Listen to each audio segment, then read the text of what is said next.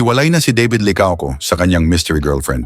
Ito ang usap-usapan ng mga masugid na taga-subaybay ni David matapos ang pag-amin ni Barbie Forteza na hiwalay na ito at longtime boyfriend na si Jack Roberto.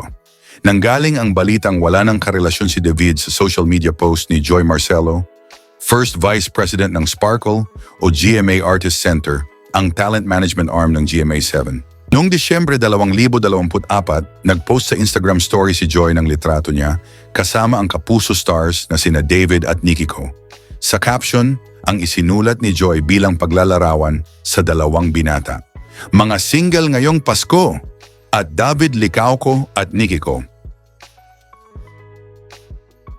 Kahit ilang araw na ang nakalipas, nakakuha pa ng kopya ang eagle-eyed fans at nirepost ang IG story ni Joy.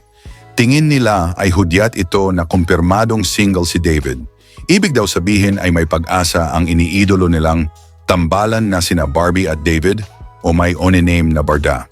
Noon lamang Hunyo 25, 2024 umamin si David na siya ay may kasintahan.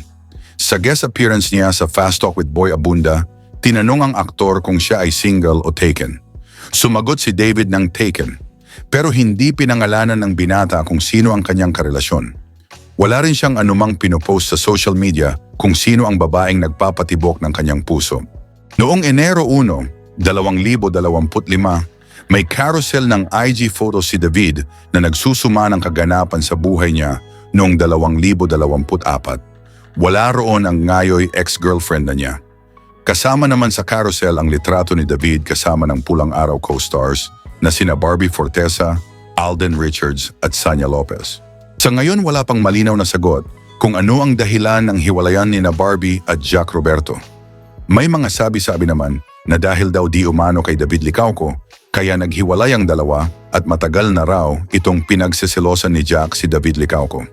At kung bago ka sa channel ko, pakipindot naman ang subscribe pati na rin ang bell icon para lagi kang updated sa mga bago kong video. Salamat sa panonood.